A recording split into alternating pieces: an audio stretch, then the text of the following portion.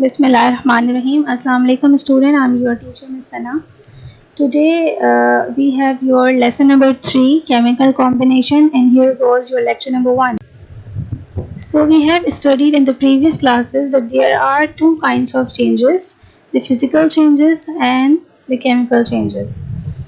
There is no change in the composition of product while there is a change in the composition of product. क्या होता है कि आपके जो physical changes होते हैं उसमें जब reactant product के अंदर convert होता है तो आपको आपकी जो product होता है उसकी properties के अंदर कोई change नहीं होता, उसकी कॉम्पोजिशन बिल्कुल सेम होती है, यानी कि आपने चेंज तो आप देख रहे होते हैं लेकिन उसकी कॉम्पोजिशन या उसकी प्रॉपर्टीज़ के अंदर कोई नुमाया चेंज आपको नज़र नहीं आता। तो इस तरह का जो रिएक्शन या इस तरह का जो चेंज होता है उसे हम फिज़िकल चेंज कहते हैं। जबकि केमिकल चेंज के अंदर ये होता है कि जब कोई एक या दो रिएक्टेंट कंबाइन होके एक दूसरा प्रोडक्ट तीसरा प्रोडक्ट बना रहे होते हैं तो उस प्रोडक्ट की केमिकल कॉम्पोजिशन, उसकी प्रॉपर्टीज़ तमाम की तमाम चेंज होती है with respect to so many other things, ठीक है।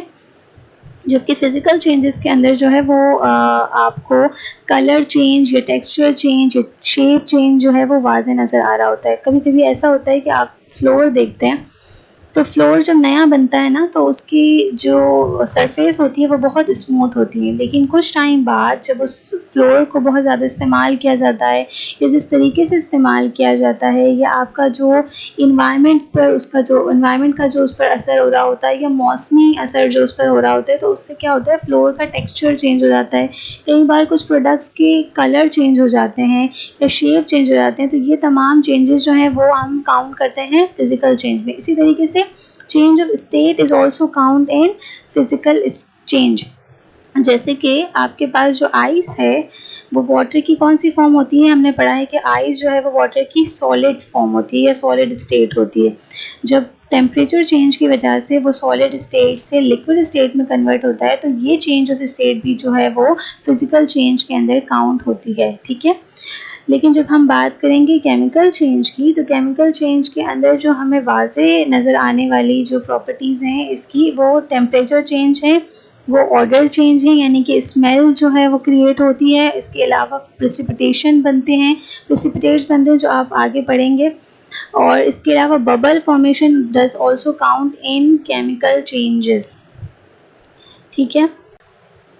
अच्छा, यहाँ तक हमने ये पढ़ लिया कि फिजिकल यानी केमिकल चेंजेस जो हैं वो वाले चेंजेस हैं जिसके अंदर जो प्रोडक्ट आपके पास बन रही है उसकी केमिकल कंपोजिशन बिल्कुल डिफरेंट होगी उसके रिएक्टेंट से, उसकी प्रॉपर्टीज़ इंटायरली डिफरेंट होंगी उन रिएक्टेंट से जिनसे वो मिलकर बना है, ठीक है। तो उन केमिकल चेंजेस को गवर्न करने के लिए या उनको मॉनिटर करने के लिए हमारे पास कुछ लॉज होते हैं जिन्हें हम लॉज ऑफ केमिकल कॉम्बिनेशंस कहते हैं।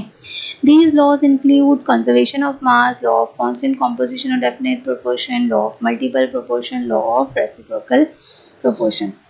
First of all, we are going to learn about law of conservation of mass.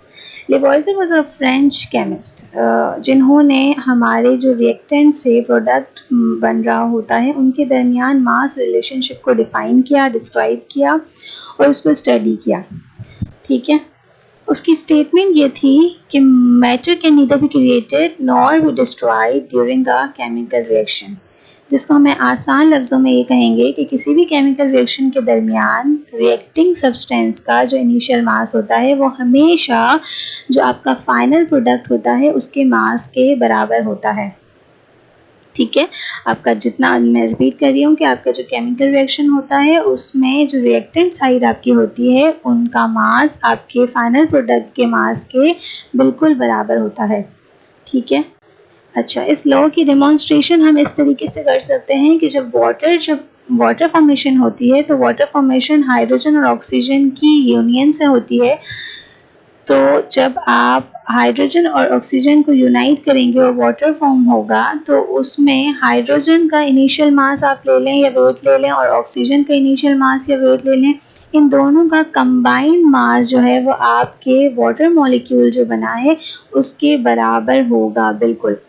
ठीक है, जितने यहाँ पर इस इक्वेशन में हम देख सकते हैं कि 2 हाइड्रोजन मॉलिक्यूल इस्तेमाल हुए हैं और 1 ऑक्सीजन मॉलिक्यूल इस्तेमाल हुआ है, जिसके नतीजे में हमारे पास 2 वाटर मॉलिक्यूल फॉर्म हुए हैं।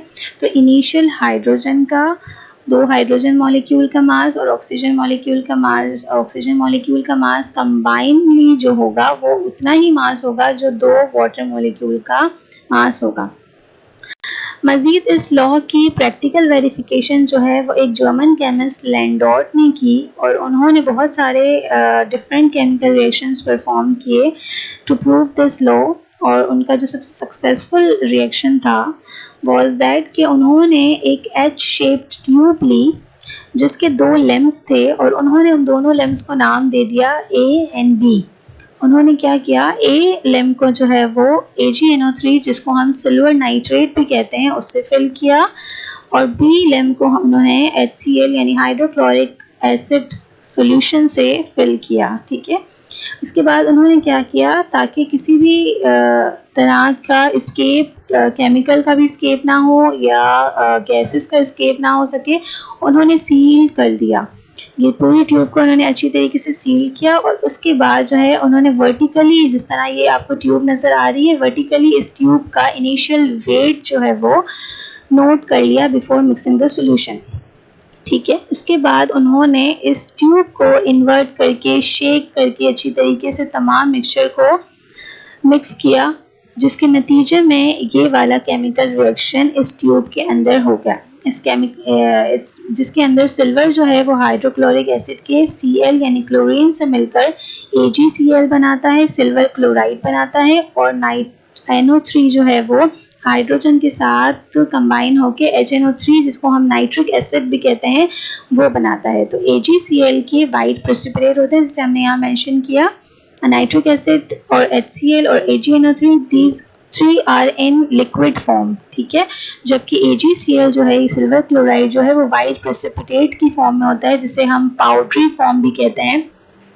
इनकी क्रिस्टल की फॉर्म में होता है या अमोर्फस पाउडर की फॉर्म में होता है वाइट कलर के, जो कि डिपॉजिट हो गए होंगे इस ट्यूब की जो लेंस हैं उसके बॉटम पर। ठीक है, अच्छा, फिर उसके बाद उन्होंने इस ट्यूब का इस रिएक्शन के बाद जो है वो वेट नोट किया और उन्होंने क्या ऑब्जर्व किया कि इनिशियल वेट जो था रिएक्शन का इंडिविजुअल रिएक्टेंट के साथ वो बिल्कुल इक्वल था उस रिएक्शन के बाद with precipitate of AgCl and nitric acid.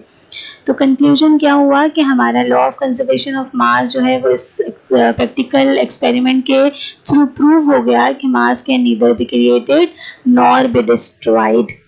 I hope you have understood this. We will meet in the next session soon. May you have a great day.